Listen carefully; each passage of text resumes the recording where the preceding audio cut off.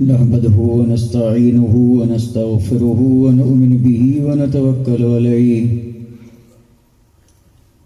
ونعوذ بالله من شرور أنفسنا ومن سيئات أعمالنا من يهده الله فلا مضل له ومن يضلله فلا هادي له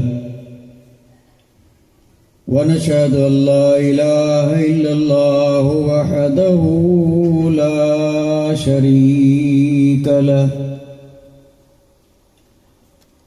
ونشهد أن سيدنا ومولانا محمدا عبده ورسوله أما بعد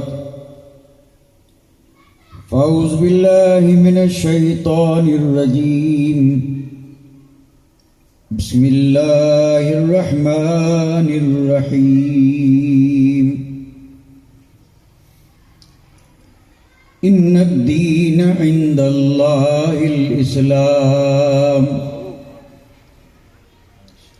آمنت بالله صدق الله مولانا العظيم وصدق رسوله النبي الكريم ونحن على ما قال من الشاهدين والشاكرين والحمد لله رب العالمين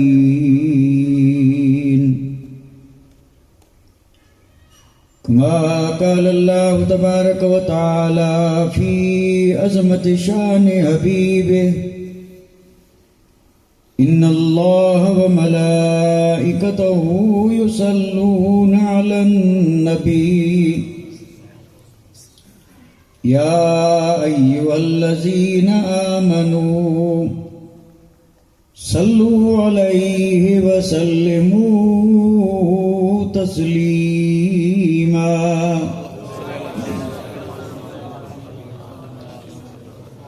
اللهم صل على سيدنا مولانا محمد وعلى آل سيدنا مولانا محمد وبارك وسلم صلاة وسلاما عليك يا رسول الله صلاة وسلاما عليك يا حبيب الله جہاں جاؤں وہاں نور ہدایت ہو تو کیا کہنا جہاں جاؤں وہاں نور ہدایت ہو تو کیا کہنا تصور میں رخ پاک رسالت ہو تو کیا کہنا تصور میں رخ پاک رسالت ہو تو کیا کہنا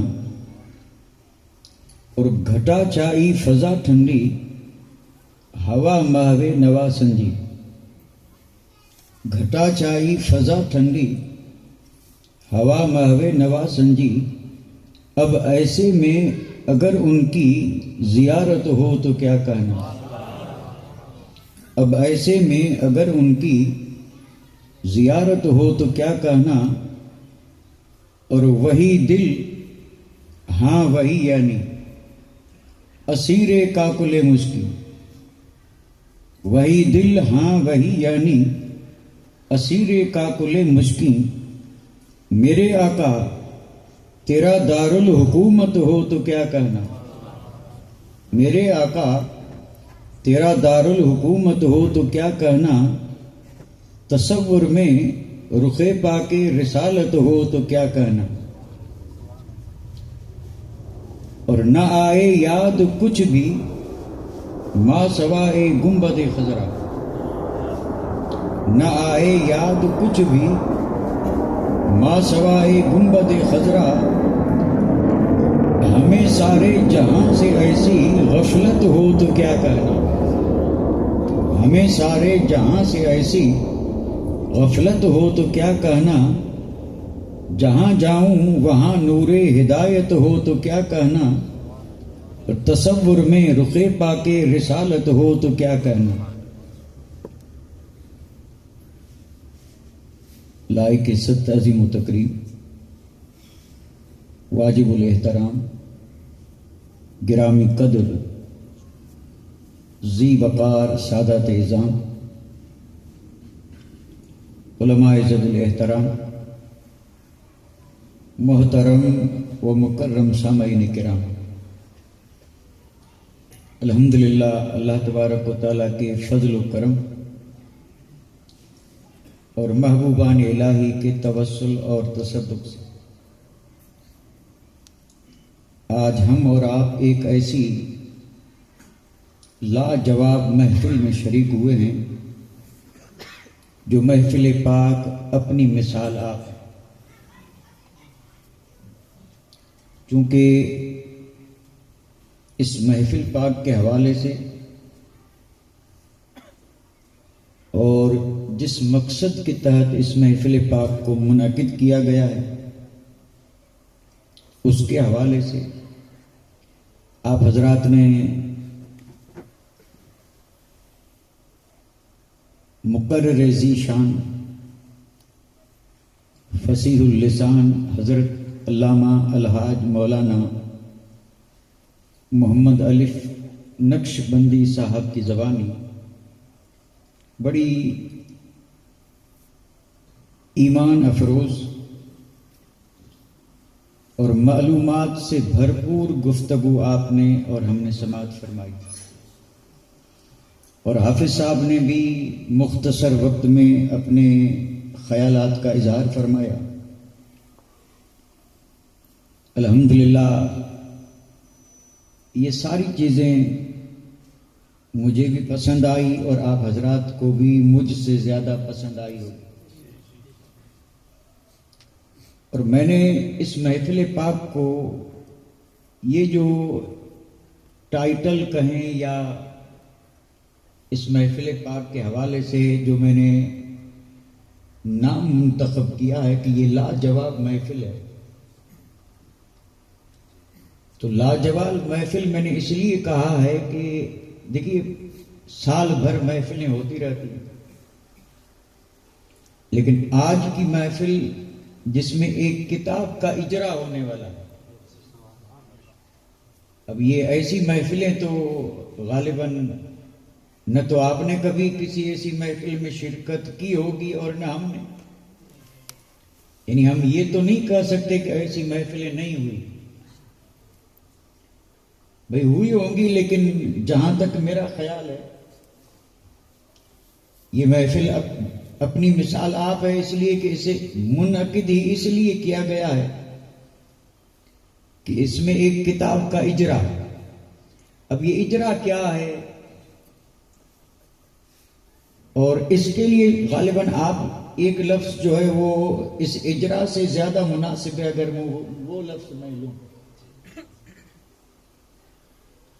ویسے اجرا کا معنی ہوتا ہے جاری، لیکن جہاں تک میرا گمان ہے اس کے لیے جو آپ حضرات لفظ استعمال کرتے ہیں وہ غالباً وموچن ہے،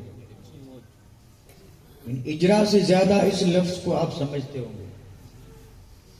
اس کو آپ یوں سمجھ لیجئے کہ حافظ صاحب نے کتاب لکھی ہے، آپ ذرا میرے اس جملے پہ غور کریں، یعنی آپ کے حافظ صاحب نے کتاب لکھی ہے، بھئی کتاب پڑھنا، پڑھ کر کے سنانا، کتاب سمجھانا یہ تو ہوتا ہی رہتا ہے، لیکن کتاب لکھنا، آپ ذرا اس پہ غور تو فرمائیں، یعنی کتاب لکھنا یہ کوئی آسان کام ہے، اور وہ بھی کسی شخصیت کے بارے میں۔ اب ظاہر بات ہے کسی شخصیت کے بارے میں کتاب لکھیں گے تو لکھنے والے کی نظر میں دو چیزوں کا ہونا ضروری ہے، اس میں سے پہلی چیز ہے کہ وہ کتاب جو ہے اس کا ماخذ کیا ہے اور اس کتاب کے مراجع کون کون سے ہیں۔ یہ بیان کرنے والے سے زیادہ وہی بتا سکتا ہے جو لکھ رہا ہے۔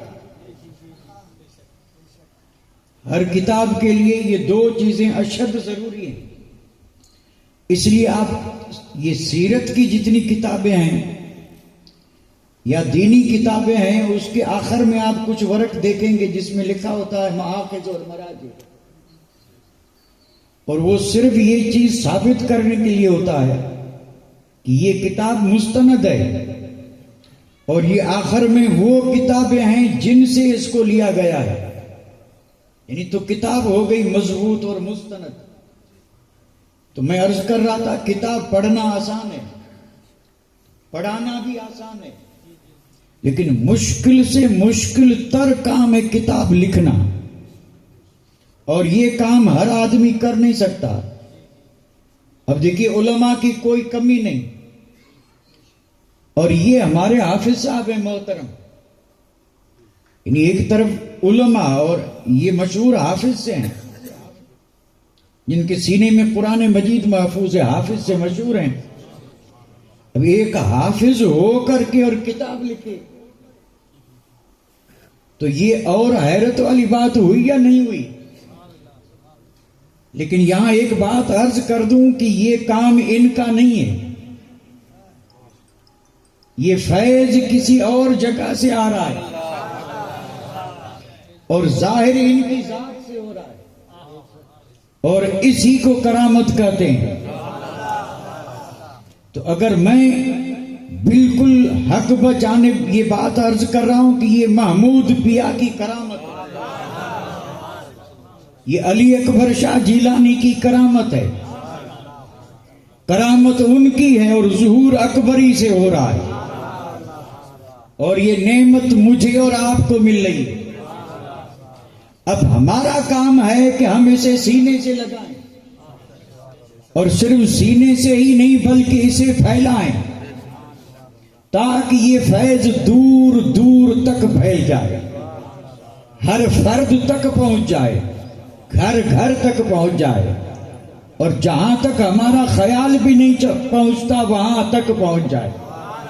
اللہ تعالیٰ انہیں کامیابی عطا فرمائے۔ تو میں پہلے تو عزیزم حافظ صاحب کی خدمت میں ایک بار نہیں بلکہ 100 بار مبارکبادی پیش کر رہا ہوں کہ انہوں نے یہ جو مثالی کام کیا ہے، اللہ تعالیٰ انہیں اجر عظیم عطا فرمائے اور اپنے محبوب بندوں کے فیوز و برکات سے مالا مال فرمائے۔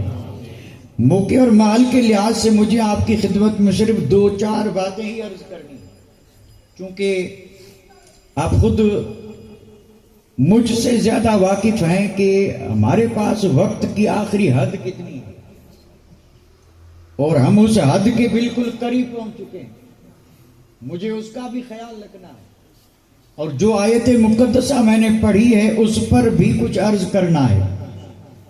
تو میں تفصیل تو نہیں کر سکتا، اجمالی طور پہ چند باتیں عرض کرتا چلوں جو آج کی اس محفل کے حوالے سے، اور بالکل آج کی یہ بابرکت محفل جو ہے اسی کے مطابق یہ چند باتیں عرض کرنے جا رہا ہوں۔ یہ کوئی تقریر نہیں، کوئی خطاب نہیں، اور نہ یہ کوئی ولولہ انگیز بیان ہے، کیونکہ جو دستور چلا آ رہا ہے اسی کے حساب سے ہم بھی چل رہے ہیں، اور اللہ کرے یہ ہماری محفل اللہ تعالیٰ کی بارگاہ میں مقبول ہو، اور ہم سب کے لیے دونوں جہان کی سعادت مندی، نیک بختی اور نجات کا ذریعہ اور سبب بن جائے۔ سوالات کی شکل میں 2-4 باتیں عرض کروں گا، سوال کرنا تو میری عادت ہے، اور پھر سوال کر کے جواب دینا یہ بھی میری عادت ہے،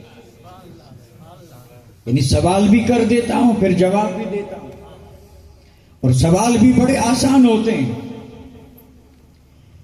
ہر آدمی کو اللہ تعالیٰ نے نعمتیں عطا فرمائی، کسی کو کم کسی کو زیادہ، لیکن کوئی ایسا نہیں کہ جو محروم ہو، سب پہ نعمتیں برس رہی ہیں۔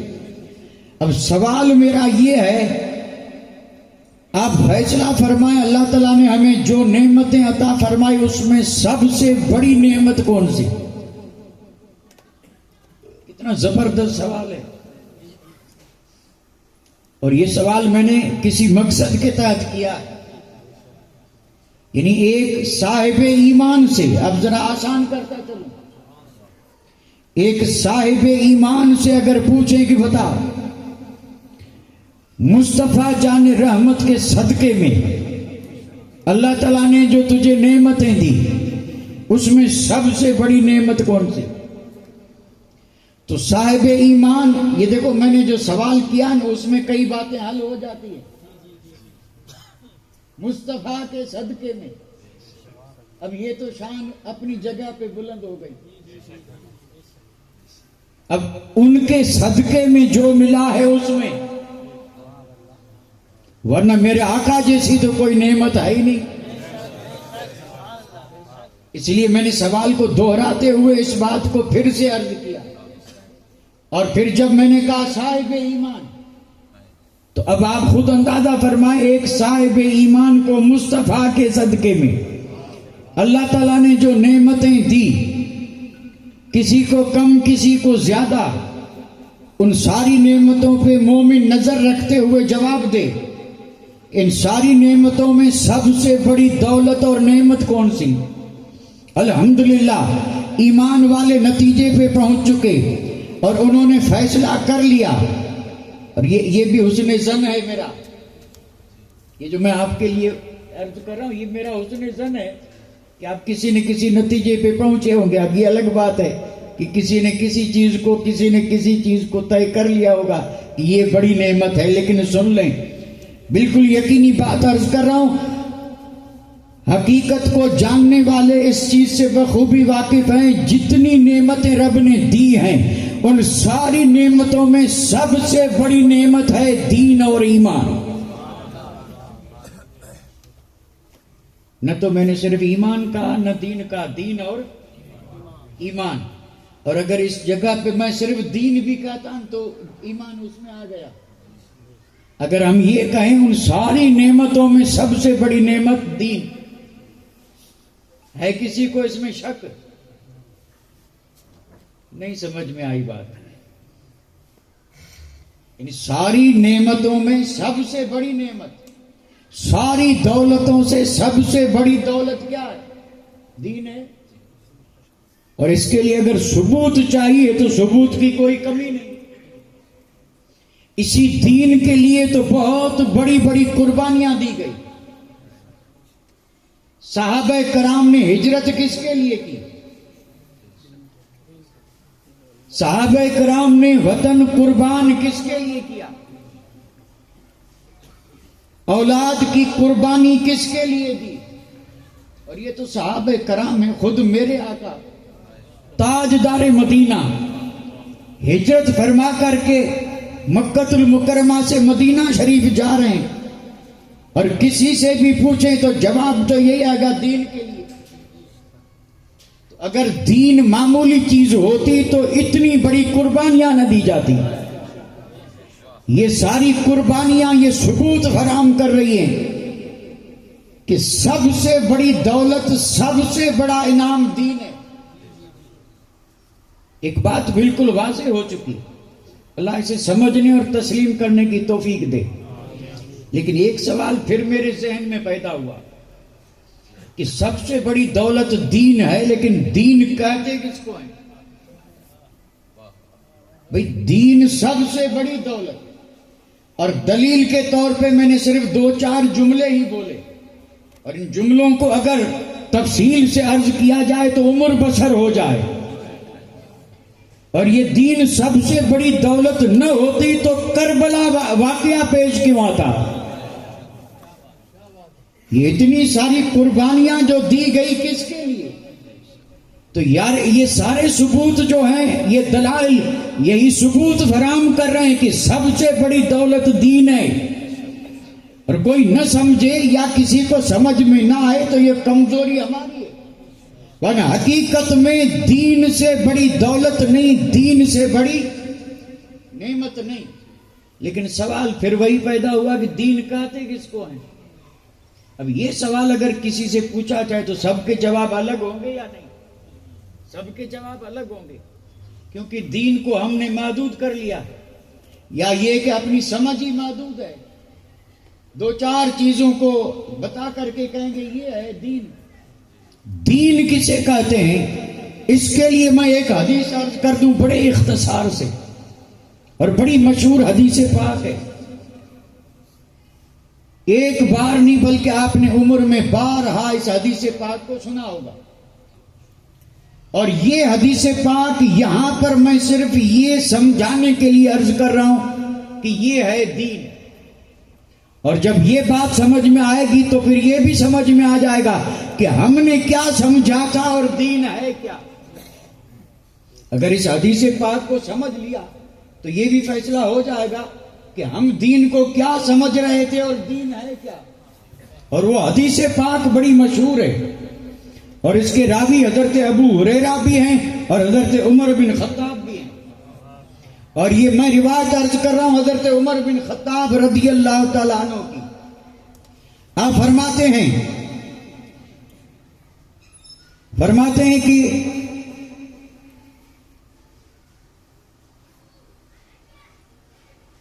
کنا عند النبی صلی اللہ تعالی علیہ وسلم ذات یوم اذ طلع علینا رجل شدید بیاض الثیاب شدید سواد الشعر لا یری علیہ اثر السفر ولا یعرفه منا احد فجلس الى النبی صلی اللہ علیہ وسلم اسند رکبتیہ الى رکبتیہ وضع یدیہ علی فخذیہ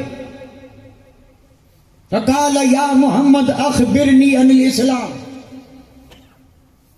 قال الاسلام ان تؤمن باللہ ان تشہد ان لا الہ الا اللہ ان محمد رسول اللہ تقیم الصلاة تؤتی الزکاة تصوم رمضان تحج البیت ان استطعت الیہ سبیلا فقال اخبرنی عن الایمان قال ایمان ان تؤمن باللہ وملائکتہ وکتبہ ورسلہ والیوم الآخر والقدر خیرہ وشرہ من اللہ تعالی والبعث بعد الموت فقال ما الإحسان قال الإحسان أن تعبد الله كأنك تراه فإن لم تكن تراه فإنه يراك قال أخبرني عن الساعة فقال ما المسؤول عنها بعالم من السائل فقال أخبرني عن أماراتها قال أن تلد الأمة ربتها الى آخر الحدیث. یہ میں نے حدیث پڑھی برکت کے لیے تاکہ حدیث پاک کی برکتیں بھی اس محفل میں شریک اور شامل ہو جائیں. اور یہ حدیث بڑی مشہور ہے. میں اور یہ حدیث جو ہے اس کے آخری کلمات بھی عرض کرتا چلوں چونکہ حدیث لمبی ہے. میں نے اس کو یعنی بیچ میں چھوڑا وقت کا لحاظ کرتے ہوئے، اور پھر اس کے آخری الفاظ آخر میں بھی عرض کر دوں گا. لیکن آپ ذرا اس کے ترجمہ سماعت فرما لیں. حضرت فاروق اعظم فرماتے ہیں کہ ایک دن کی بات ہے. اب میں اس حدیث کا ترجمہ کر رہا ہوں، اور پہلے پوری حدیث اس لیے پڑھی تاکہ برکتیں حاصل ہو جائیں. اگر ایک ایک جملہ کر کے ترجمہ کرتا تو آسان ہوتا، لیکن میں نے پوری حدیث جہاں تک میں پڑھ سکا پڑھ لی. اب اس کا ترجمہ سنا رہا ہوں، ذرا غور سے سنیں. یعنی حضرت عمر بن خطاب یہ ارشاد فرماتے ہیں کہ ہم حضور کی بارگاہ میں تھے اور یہ بات ایک دن کی. یعنی ایسی محفلیں تو روز سجتی تھی، لیکن حضرت عمر فرماتے ہیں میں ان دنوں میں سے ایک دن کی بات کر رہا ہوں. اور اس ایک دن کی بات کیا؟ حضرت عمر فرماتے ہیں ہم حضور کی بارگاہ میں بیٹھے تھے کہ ایک آنے والا آیا. اذ طلع علینا رجل، طلع کا معنی طلوع ہونا. طلوع یا تو سورج ہوتا ہے یا چاند یا ستارہ. یہ آنے والا جو آیا اس کے لیے جا کا لفظ نہیں. حضرت عمر نے فرمایا جیسے طلوع ہوا اور یہ آنے والا آیا، لیکن حال کیا تھا؟ شدید بیاض ثیاب، کپڑے بہت زیادہ سفید، بال بہت زیادہ کالے، ان پر سفر کا اثر نہیں تھا، اور ہم میں سے کوئی انہیں پہچانتا بھی نہیں تھا. اب ذرا اندازہ فرمائیں، اگر مسافر ہوتا تو بال پر کپڑے پر گرد و غبار ہوتا چہرے پر سفر کے آثار، یہ چیز بھی نہیں تھی، اور یہ ہم میں سے کوئی اسے پہچانتا بھی نہیں تھا، تو اب یہ مسافر بھی نہیں ہے، مقیم بھی نہیں ہے، تو ہے کون؟ یعنی اگر مسافر ہوتا تو حال کچھ اور ہوتا، مقیم ہوتا تو ہم میں سے کوئی پہچانتا، اور یہ نہ تو مسافر جیسا لگ رہا تھا، نہ ہم میں سے کوئی پہچانتا تھا، اور اس آنے والے کا حال عجیب تھا۔ صحابہ کا دستور تھا بعد میں آنے والا جہاں جگہ ملتی وہیں بیٹھ جاتا، اور آج بھی حکم یہی ہے، گردنیں پھلانگ کر کے آگے آنا منع ہے، اور اگر آگے بیٹھنا ہے تو پہلے آئیں، اور آج کل تو جو پہلے آتے ہیں وہی پیچھے بیٹھتے ہیں، اور پھر انہیں بار بار بلایا جاتا ہے کہ آگے آؤ آگے آؤ، تو جو بعد میں آئے وہ وہیں بیٹھے۔ لیکن اس نے کیا کیا؟ مجمع صحابہ کا آنے والے نے کیا کیا؟ اس مجمع سے بڑھتے بڑھتے جلس الی النبی،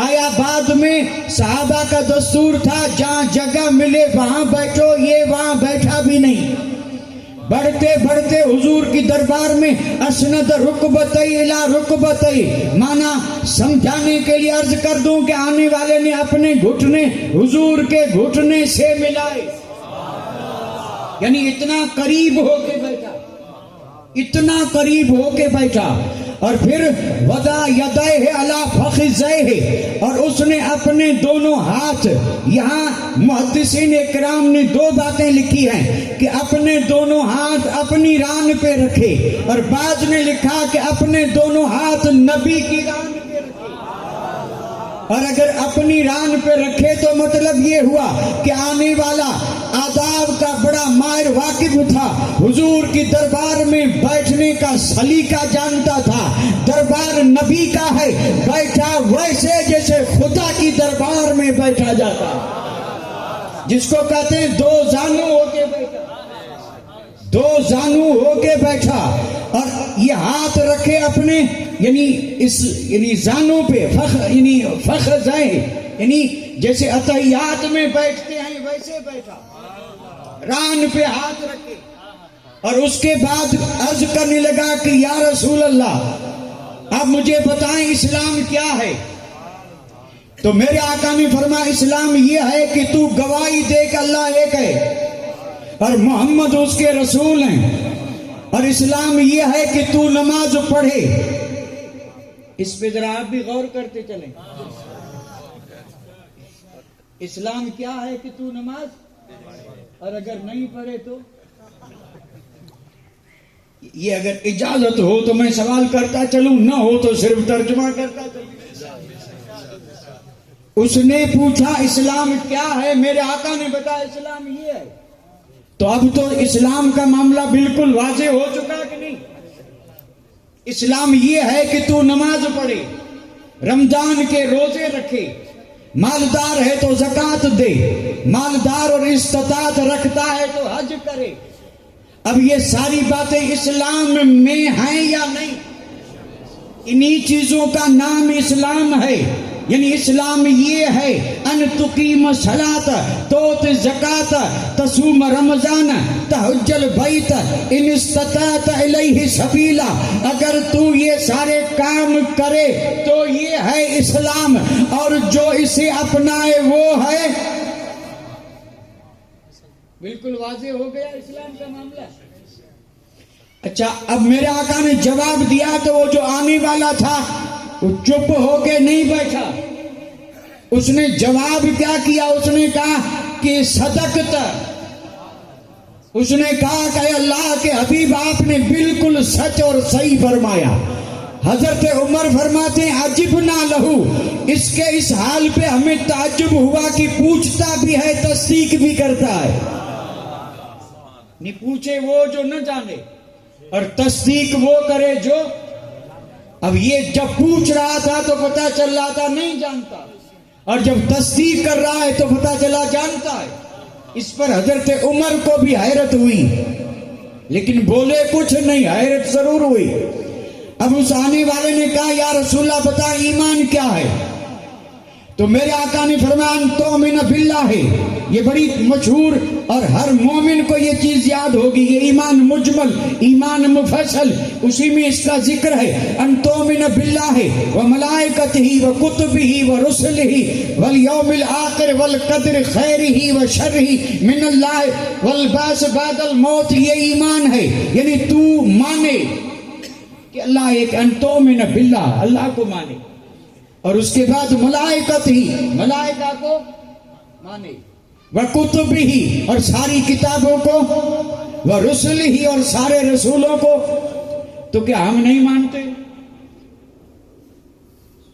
مانتے ہیں یا نہیں؟ اسی کا نام تو ایمان ہے، لیکن اس میں بھی کچھ درجے ہیں، ایک ہے صرف ماننا اور ایک ہے ماننے کی طرح ماننا۔ نہیں، غور نہیں کیا آپ نے، ایک صرف ماننا ہے اور ایک ہے ماننے کی طرح۔ اب ماننے کی طرح ماننا کیا ہے؟ اس لیے مثال صحابہ کی ذات ہے، اور یہ قرآن مجید سے ثابت ہے کہ مانو جیسے صحابہ نے مانا تھا، مانو جیسے ابو بکر اور عمر اور فاروق، عثمان غنی اور علی حیدر نے مانا۔ یہ بھی کوئی ماننا ہے کہ ذات کو مانے، بات کو نہ مانے۔ اگر میں آپ سے پوچھوں کسی کی بات نہ مانی جائے تو اس کو ماننا کہیں گے، اور اگر بات نہیں مانیں گے تو ذات بھی کہے گی تیری ضرورت نہیں ہے، تیرا راستہ الگ ہے، میرا الگ ہے۔ اگر مجھے مانا ہے تو میری بات بھی ماننا پڑے گی۔ اللہ کو مانا تو پھر ماننا یہ ہے کہ اللہ کے ہر حکم کو مانے، رسول کو مانا ہے تو ضروری ہے کہ اللہ کے حبیب کے ہر حکم کو، یہ ہے حقیقت میں ماننا، اور اسی کو کہتے ہیں ماننے کی طرح ماننا۔ اللہ ایسا ماننا نصیب عطا فرمائے، اللہ اور اس کے رسول کے ہر حکم کو مانے۔ اور پھر اب اس نے کہا، اس کی بھی تصدیق کی، آنے والے نے کہا آپ نے سچ فرمایا۔ حضرت عمر نے فرمایا مجھے پھر حیرت ہوئی، یہ پوچھتا بھی ہے اور تصدیق بھی کرتا ہے۔ اب اس نے تیسرا سوال کیا، مل احسان، یا رسول اللہ احسان کیا ہے؟ تو آپ نے فرمایا تو اللہ کی عبادت اس طرح کرے کہ گویا کہ تو اسے دیکھ رہا ہے، یعنی عبادت اس طرح کرے گویا کہ تو اسے، اور اگر تیری یہ حالت نہیں، اور ہو بھی نہیں سکتی، ہر ایک کی حالت یہ تھوڑی ہوگی، یہ تو مولا علی کی شان ہے، صحابہ کی شان ہے، یہ رب کے محبوب بندوں کی شان ہے، اور وہ عبادت ایسے کرتے تھے گویا کہ اسے، اور اگر تیرا حال یہ نہیں تو کم از کم اتنا تو یقین کر لے کہ وہ تجھے۔ اچھا، اگر کوئی نمازی یہ یقین کر کے نماز پڑھے تو نماز میں کوئی اور خیال آئے گا کہ وہ دیکھ رہا ہے، اور خیال دنیا کا، تو پھر یہ سارے خیالات جو ہیں یہ دور ہو جائیں۔ اگر یہ یقین پختہ ہو کہ میں عبادت کر رہا ہوں اور وہ تو اللہ تو دیکھ رہا ہے کہ نہیں، تو پھر اگر یہ کیفیت نہیں بنتی اور یہ کمال نہیں ہے کہ تو اسے دیکھے، تو کم از کم یہ تو یقین رکھ کہ وہ تجھے دیکھ رہا ہے، یہ احسان ہے۔ اب اسلام، ایمان، احسان، یہ تین لفظ یاد کرنے کے قابل ہیں۔ اور اس کے بعد اس نے قیامت کے بارے میں پوچھا، میرے آقا نے فرمایا رہنے دے، اور پھر اس نے کہا اگر نہیں بتاتے ہیں تو کم از کم نشانیاں ہی بتا دیں۔ تو میرے آقا نے قیامت کی نشانیاں بتا دی، نشانیاں بتا دی۔ حضرت عمر فرماتے ہیں کہ جب یہ سارا معاملہ ہو چکا، ان تلک، یہاں بھی رجا نہیں ہے، حالانکہ عربی کا قاعدہ ہونا چاہیے رجا، لوٹا، ذہب گیا، آیا تھا تو تلا، اور جب گیا تو ان تلک، اور جب یہ چلا تو حضرت عمر فرماتے ہیں لبسنا ملین، کافی دیر ہم بالکل ساکت، جامد، چپ چاپ بیٹھے تھے، اور گفتگو بھی اگر پہلے فرمائی تو مصطفیٰ جان رحمت نے، اور مخاطب بھی کیا تو حضرت عمر کو۔ میرے آقا نے فرمایا یا عمر حل تدری من السائل، اے عمر کیا پہچانتے ہو یہ سوالی کون تھا؟ یہ سائل کا معنی سوالی میں کر رہا ہوں، ورنہ سائل کا معنی سوال پوچھنے والا۔ میرے آقا نے فرمایا عمر جانتے ہو یہ سوال پوچھنے آیا تھا یہ کون؟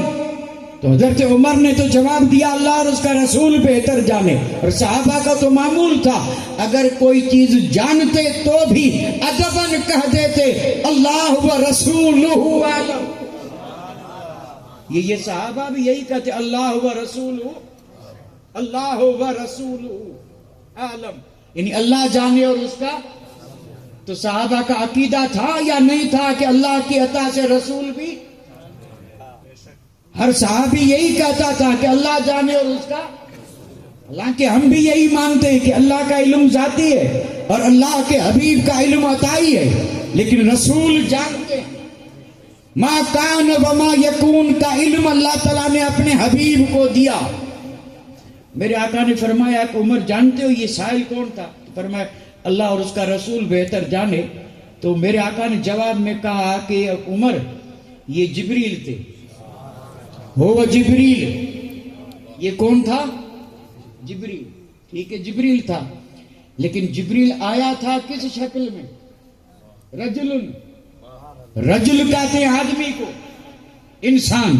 رجل مانا آدمی یا انسان. جبریل نور ہے یا نہیں؟ سارے نوری مخلوق ملائکہ کے سردار ہیں جبریل. اور یہاں جبریل آئے ہیں کس میں؟ انسانی شکل میں آئے یا نہیں؟ اچھا جب انسانی شکل میں آئے تو یہ نور رہے یا نہیں رہے؟ کہ نور نہیں رہے؟ بے شک نور ہیں. تو ثابت کیا ہوا کہ اگر کوئی نور لباس بشریت میں آئے تو نور میں کوئی فرق نہیں. اور یہیں سے ہمارے عقیدے کا ثبوت ملا کہ مصطفیٰ نور ہیں اور آئے ہیں لباس بشریت میں. جیسے لباس بشریت میں آنے سے جبرائیل کی نورانیت میں فرق نہیں، ویسے لباس بشریت میں آنے سے مصطفیٰ جان رحمت کی نورانیت میں فرق نہیں. مصطفیٰ خیر البشر بھی ہیں اور نور علی نور بھی ہیں. نعرہ تکبیر، نعرہ رسالت، نعرہ رسالت. ماشاءاللہ ماشاءاللہ. آپ نے فرمایا ہوا جبریل. خیر یہ جو کچھ تھا سنی سنائی بات تھی، یاد دہانی کے لیے عرض کر دیا. اب جو اصل چیز تھی اس کی طرف آ رہا ہوں. میں نے آپ سے یہ پوچھا تھا اور عرض کیا تھا کہ دین کہتے کس کو ہے؟ اب اس کا جواب آ رہا ہے اور میں نہیں، حدیث پاک کے الفاظ پہ غور کریں. میرے آقا نے فرمایا ہوا جبریل اتاکم لیعلم دینکم. یہ جبریل امین تھے، فرشتوں کے سردار جبریل تھے اور روزانہ تو میرے پاس آتے تھے، آج تمہارے لیے آئے تھے. اور آئے اس لیے تھے تاکہ اے میرا کلمہ پڑھنے والوں اور اے قیامت تک سننے والوں اور محبت سے اسے سماعت کرنے والوں، جبریل آئے اس لیے تھے تاکہ سکھا دیں تمہیں کہ تمہارا دین کیا ہے. سبحان اللہ سبحان اللہ سبحان اللہ. تو ثابت کیا ہوا؟ یہ اوپر جو ذکر ہوا یہ سب ملا لیں تو بنا دین. یعنی جتنی چیزیں مذکور ہوئی ان ساری چیزوں کے مجموعے کا نام دین ہے. یہ ہے دین. اب بتائیے جس دین میں ایسی ایسی عظیم عبادتیں ہوں اور ایسی ایسی عظیم نعمتیں ہوں، وہ دین سب سے بڑی نعمت ہے یا نہیں؟ یعنی اسلام، ایمان، احسان. اور یہ احسان جو ہے یہ سارا شعبہ ولایت کا ہے. یہی تو ولایت ہے. ولایت جیسے ابھی حضرت آپ کی خدمت میں بڑی آسان مثالیں دے رہے تھے اور وہ دودھ سے دہی، دہی سے مکھن، مکھن سے گھی نکال کر کے اور پھر کتنی اچھی مثال سے سمجھا رہے تھے کہ دودھ نہیں تو دہی نہیں، دہی نہیں تو مکھن نہیں، مکھن نہیں تو گھی نہیں. نتیجہ کیا نکلا کہ اگر شریعت نہیں تو طریقت نہیں. اور یہ ہلکے انداز میں ان لوگوں کو بھی جواب دے دیا جو اندر ہی اندر بڑا نقصان پہنچا رہے ہیں. اب کس کس کا علاج کیا جائے؟ یہ جو جاہل صوفی ہیں اور وہ یہ کہتے ہیں کہ شریعت الگ ہے طریقت الگ ہے. نعوذ باللہ. شریعت طریقت الگ نہیں ہے. شریعت راستہ ہے، طریقت اس پہ چلنا ہے. اور جب کوئی اس پہ چلتا ہے تب جا کے حقیقت کو پاتا ہے، اور حقیقت کے بعد معرفت ہے، شریعت ہے، چلیں گے نہیں تو کچھ نہیں۔ اور یہ سارے ولی جو ہیں اسی شریعت راستہ ہے۔ میں اور آسان کر دوں، شریعت راستہ ہے اور اس پہ جو چلے وہی طریقت والے ہیں، اور جب چلیں گے تب نہ منزل ملے گی یا نہیں ملے گی، اور اگر اس پہ نہ چلے تو فائدہ کچھ بھی نہیں، چلنا چاہیے۔ اور جیسے حضرت بیت پڑھ رہے تھے تو اس پر میں بھی ایک بند پڑھ دوں، اور میں صرف اپنی بات سمجھانے کے لیے کہ راستے پہ آنا یہ اور بات ہے، اس پہ چلنا اور بات ہے۔ آ تو گئے ہیں لیکن جب تک چلیں گے نہیں، منزل کے قریب نہیں پہنچیں گے۔ شاہ عبداللطیف بھٹائی نے اسی کی طرف اشارہ کیا، فرمایا وٹھو ونج واٹ کندھ م پھیرج کے نہیں، لونے پھیر لپاٹ لگندی لطیف چاہیے۔ شاہ صاحب نے فرمایا واٹ یعنی راستہ اگر ملا ہے تو اسی راستے پہ چلتا رہ، رکنا مت۔ اب اس پہ اگر تقریریں کرنا چاہیں تو بہت کچھ ہے، اگر رکنا ہے تو ہٹ کے رک، اور راستے پہ رکے گا تو سب کے لیے رکاوٹ ہے، کوئی دھکا بھی دے گا اور کوئی یہ بھی کہے گا نہیں چلنا ہے تو ہٹ۔ اب آپ ذرا اس کو اشارے کو سمجھیں، اشارہ ہے جو زبردست اشارہ ہے، یہ جو آج راہ سے ہٹایا جا رہا ہے، اور پھر اس کے لیے بڑی بڑی دلیلیں دینے کی ضرورت پیش آ رہی ہے، اور یہ راہ سے ہٹانے کے لیے لوگ پر تول رہے ہیں۔ یہ ساری ضرورت اور یہ سارے مرحلے تب پیش آئے جب رکے، راہ پہ ہیں رکے کیوں ہیں؟ چلتے رہو، کوئی پہنچے گا نہیں، دھکا کیا دے گا؟ اور جب رکے ہیں تو پیچھے آنے والا کہتا ہے ہٹ جا، دھکا لگے گا یا نہیں؟ شاہ صاحب نے فرمایا وٹھو ونج واٹ، یعنی اللہ نے تجھے یہ راستہ دیا ہے، اس کا بڑا کرم ہے۔ اہدنا الصراط المستقیم، اس میں بھی دعا یہی مانگی گئی ہے کہ مولا راستہ تو دے دیا ہے، سیدھے راہ پہ چلا، اور یہ اعلیٰ حضرت کا ترجمہ ہے۔ اور دوسروں نے ترجمہ کیا کہ اے اللہ سیدھا راستہ دکھا، تو ابھی تک تو دیکھا نہیں ہے نا، اور جب دیکھا نہیں ہے تو اللہ دکھاتا بھی نہیں ہے، وہ دعا مانگ رہے ہیں دکھا۔ اور یہ بھائی جس نے نہیں دیکھا ہوگا وہی تو یہ کہے گا کہ اے اللہ سیدھا راستہ دکھا۔ یہ جتنے بھی ہیں نا ان سب نے ترجمہ یہی کیا ہے، کسی کا بھی ترجمہ اٹھا کے دیکھیں سب نے اہدنا الصراط المستقیم، نیچے لکھا اے میرے رب سیدھا راستہ دکھا۔ تو پھر ابھی دیکھا ہی نہیں تو یہ چل رہے ہیں، یہ کون سا ہے؟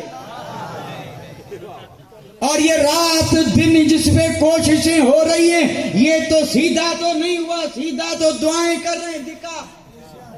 اور الحمدللہ اہل سنت و جماعت کا بچہ جب ترجمہ پڑھتا ہے تو آقا نعمت نے ترجمہ یہ دیا ہے جو حق ہے، انہوں نے کہا مولا راہ تو دے دی، اب کرم فرما کے راہ پہ چلا، سیدھی راہ پہ چلا۔ تو ہمیں بھی چاہیے کہ رکے نہیں چلیں، اور شاہ صاحب نے بھی یہی کہا وٹھو ونج واٹ، اور منع کس سے کیا معلوم ہے؟ انہوں نے اپنی زبان میں کہا کندھ م پھیرج کے نہیں، یعنی اب تجھے یہ راہ ملی، اب ادھر ادھر دیکھنے کی ضرورت نہیں، اب نہ ادھر دیکھ نہ ادھر دیکھ۔ یہ کندھ پھیرن جی مانا سندھی کریاں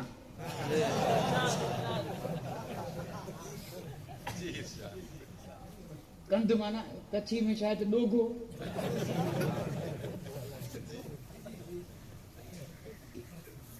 کندھ کنے ہیڈاں نیارن کنے ہیڈاں، کوئی جے کنے ہیڈاں کا گال بنی تا ہمرا اتے ہی بیٹھو آئے،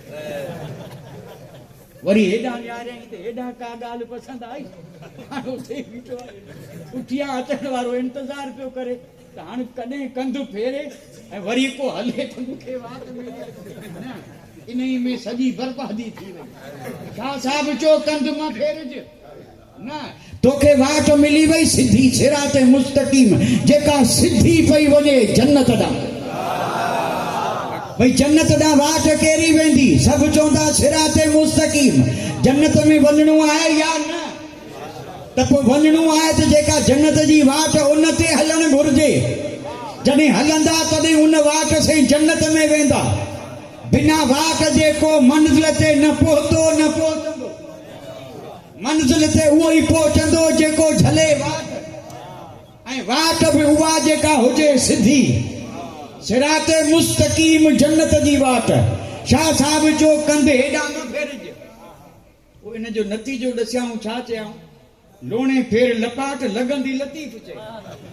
चऊं जेकॾहिं कंध फेरंदे त कंध में बि न लपाट लोणे ते लॻंदी।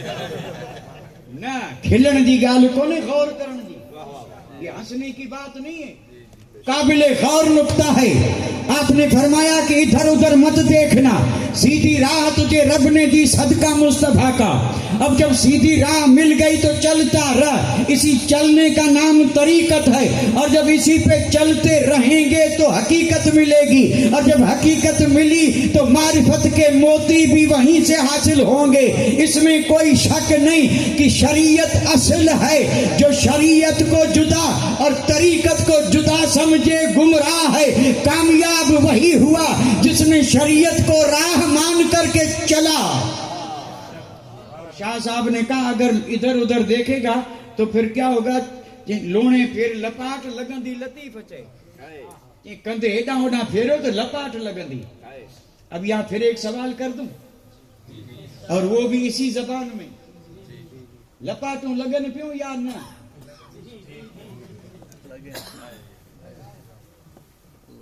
थोड़ो गौर करियो, गौर करियो। कोन थियो लगन? अञा कोन सम्झा। ऐं हाणे जेकॾहिं न सम्झा त उम्मीद बि कोन्हे सम्झण जी। छो त हाणे लपाटुनि में हद थी वई। पर अल्लाह तौफ़ीक़ ॾे, ही लपाटूं लगन छा जे लाइ थियूं? लोणा फेरियासूं तॾहिं।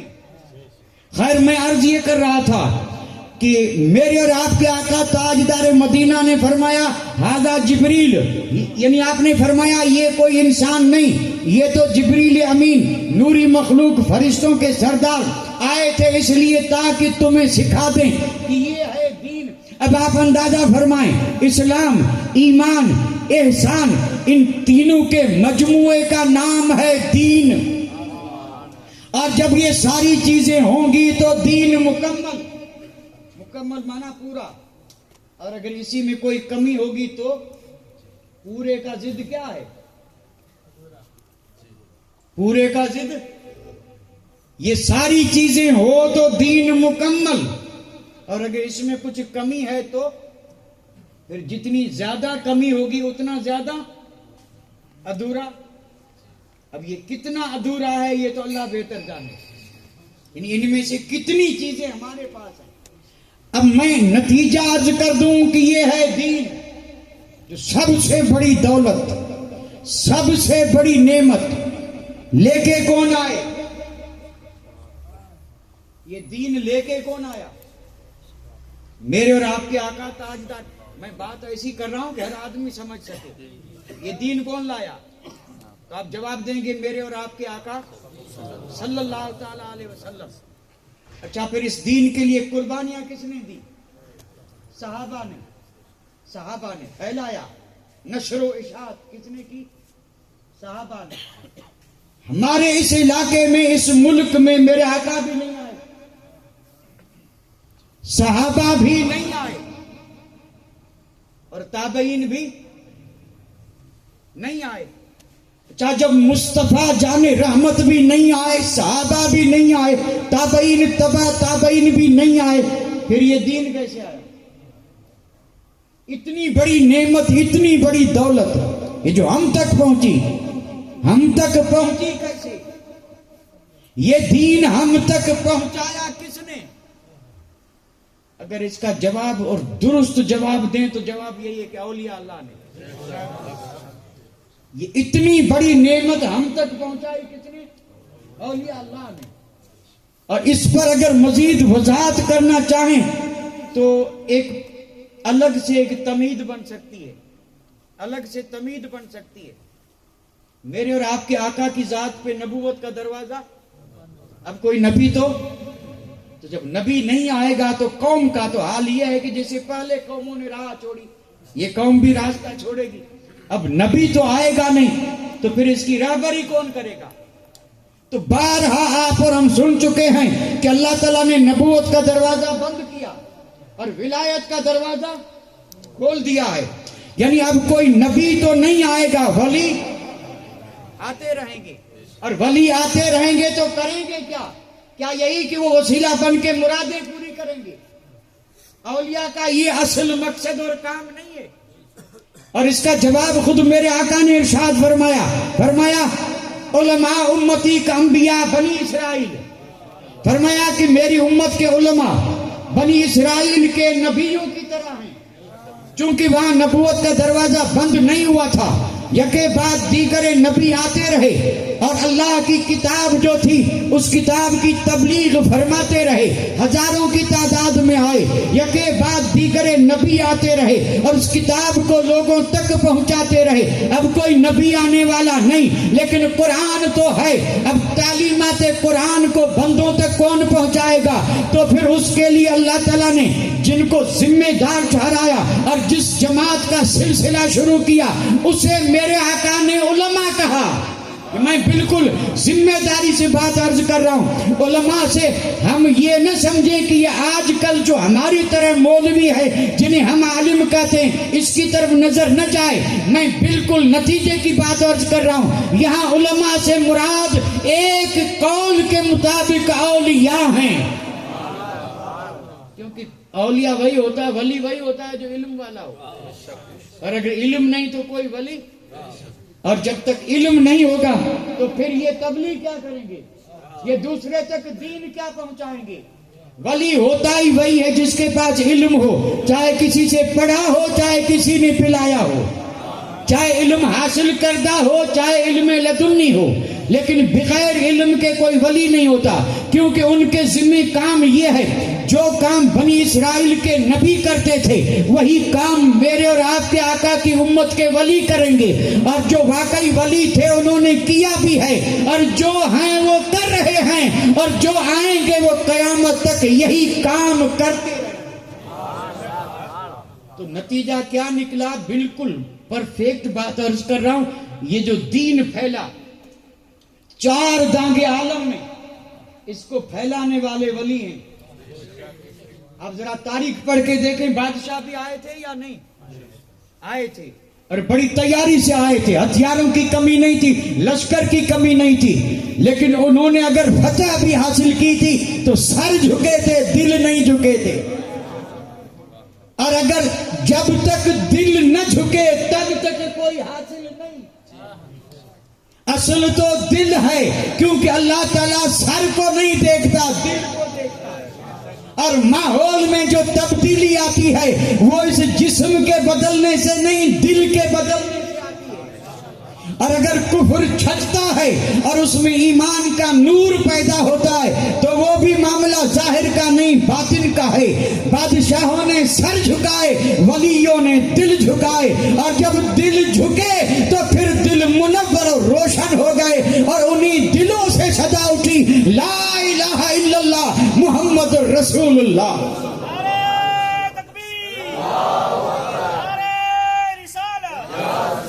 ہر آدمی جانتا ہے، بھئی ماننے والا ہو یا نہ، اور یہ الگ بات ہے، لیکن اس چیز سے سب بالکل اچھی طرح واقف ہے کہ دین ولی لائے۔ خواجہ معین الدین ولی ہیں یا نہیں؟ اور کس لیے آئے، کیا کیا، سب جانتے ہیں یا نہیں جانتے؟ جانتے ہیں نا؟ اچھا، یہ جب آ رہے تھے کس لیے؟ دین کے لیے، صرف دین۔ ولی جہاں بھی جاتا ہے دین کے لیے، اس لیے القابات پر غور کریں گے، جتنے بھی بڑے بڑے ولی ہیں سب کے القاب میں دین ہے۔ کوئی تاج الدین ہے، کوئی شرف الدین ہے، کوئی نور الدین ہے، کوئی محی الدین ہے، کوئی معین الدین ہے، کوئی ظہیر الدین ہے، کوئی قطب الدین ہے، کوئی علاء الدین ہے، سوائے دین کے ولی نہیں۔ اور سوائے ولی کے دین نہیں. دین آیا صدقہ ولیوں کا، دین پھیلا صدقہ ولیوں کا، اور دل جھکے یہ جھکانے والے ولی، بادشاہ سر بھی نہ جھکا سکے. یہ خواجہ صاحب جب آ رہے تھے تو شرف الدین کی فوج جا رہی تھی، ہار کے جا رہی تھی، اور یہ فقیر آ رہے تھے. اس لشکر نے پوچھا کہ لگتے تو ہماری طرح ہو، اور چند فقیر ہو، لگتے ہماری طرح کہاں جا رہے ہو؟ تو خواجہ صاحب نے کہا ہندوستان فتح کرنے جا رہے ہیں. بادشاہ نے کہا ہم تو لشکر لے کے گئے تھے، ہار کے جا رہے ہیں، اور تم نہتھے جا رہے اور کرے فتح فرمائیں گے. جواب دیا تھا تمہارے پاس لوہے کی تلوار تھی، ہمارے پاس لوہے کی تلوار نہیں، ہمارے پاس لکم یعنی لقد کان لکم فی رسول اللہ اسوۃ حسنہ، ہمارے پاس اسوہ حسنہ کی تلوار ہے. اور تم گئے تھے لشکر کے بھروسے پہ، اور ہم جا رہے آمنہ کے لال کے بھروسے پہ، اور تم گئے تھے اپنے اس تیر بھالے اور اس ہتھیار کے بھروسے پہ، اور ہم جا رہے ہیں لا الہ الا اللہ محمد رسول اللہ کے بھروسے پہ.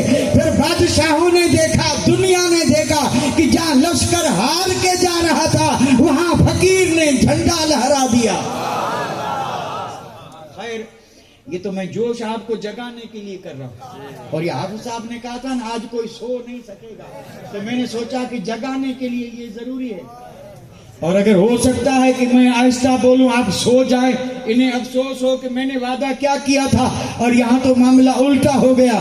تو اس طرح اگر میں کوشش کرتا رہا تو بات سمجھیں یا نہ سمجھیں سو نہیں سکتے. اور جب نہیں سو سکتے تو جاگیں گے نا. ستا ہوتی جاگ ننڈ نہ کجے ایتری، تو جو سانے بھائیوں سو ماں دے جو ماگ، سلطانی سہاگ ننڈوں کندے نہ رہیں. نیند سے حاصل کچھ نہیں ہوگا. پایا انہوں نے جو جاگے. دو باتیں میں نے عرض کر دی. یہ دین کی دولت ہم تک پہنچی کس کے ذریعے؟ اسی ذریعے کا نام وسیلہ ہے. اسی ذریعے کا نام. اب جو وسیلے کو نہیں مانتے، یہاں تو خیر ہو یا نہ ہو، یعنی آپ کے شہر میں شاید نہیں ہوں گے، جو وسیلے کے منکر یہاں نہیں ہوں گے، جو وسیلے کے منکر ہیں، ذرا ان سے پوچھو تم تک دین کیسے پہنچا؟ آسمان سے آیا؟ الہام ہوا؟ یا گھر میں آنگن کو جھاڑو دے کے سوئے تھے اور صبح اٹھے تو دین کا انبار لگا تھا؟ کہیں گے نہیں تو پھر دین آیا کیسے؟ کہیں گے یہاں پر وہ فلاں لے آیا، فلاں لے آیا. تو یہ فلاں کون ہے؟ وسیلہ نہیں تو اور کیا ہے؟ وسیلہ اسی بیچ والے کو تو کہتے ہیں. یعنی دیا کسی نے، ملا کسی کو، لایا کوئی، کسی کا نام تو وسیلہ ہے. باقی چیزیں تو سب اپنی جگہ پہ. یہ جو نماز پڑھتے ہیں، روزے رکھتے ہیں، حج کرتے ہیں، زکوٰۃ دیتے ہیں، قرآن پڑھتے ہیں، یہ تسبیح، یہ تحلیل، یہ تکبیر، یہ تحمید، یہ ذکر، یہ فکر، یہ عبادت، یہ ریاضت، یہ بندگی، یہ گٹھے، یہ تسبیح، یہ مصلی، یہ چکر، یہ گھر گھر جانا اور یہ تبلیغ کا ڈھنڈورا پیٹنا، یہ ساری چیزیں آئی کہاں سے؟ کسی نے تو پہنچائی ہوں گی. جو لایا وہی وسیلہ ہے. سارا دین جو وسیلے سے ملا ہے تو الحمدللہ ہم وہ ہیں جو غدار نہیں، وفادار ہیں. ہم تو ان کا بھی شکر ادا کرتے ہیں جنہوں نے دیا ہے، اور ان کے بھی مشکور ہیں جنہوں نے پہنچایا ہے.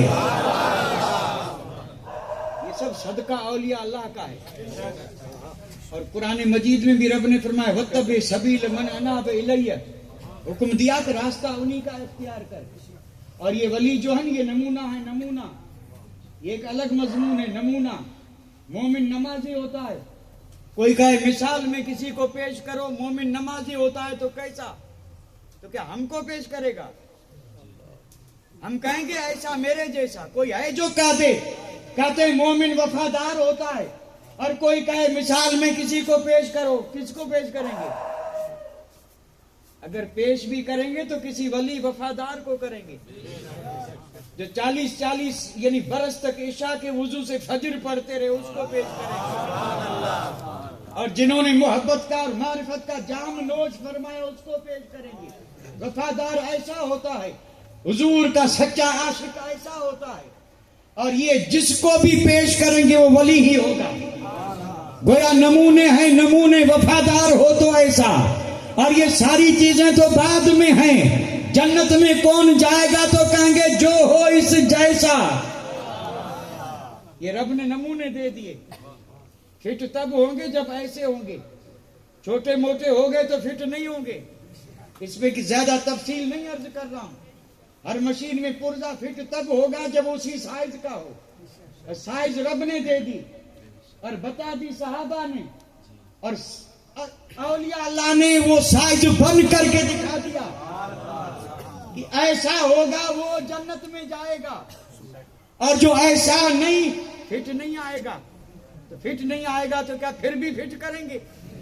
نہیں، فٹ نہیں ہوگا۔ لیکن کرم تو دیکھیں، اللہ تعالیٰ نے کرم یہ فرمایا کہ اگر پرزے میں کوئی چیز نہ ملے اور فٹ نہ آ رہا ہو تو کاریگر کے پاس لے جاؤ، اگر کم ہے تو کچھ چڑھا کے فٹ کرے گا، اور زیادہ ہے تو گھس کے فٹ کرے گا، اور اسی کو شریعت کی اصطلاح میں مرشد کہتے ہیں۔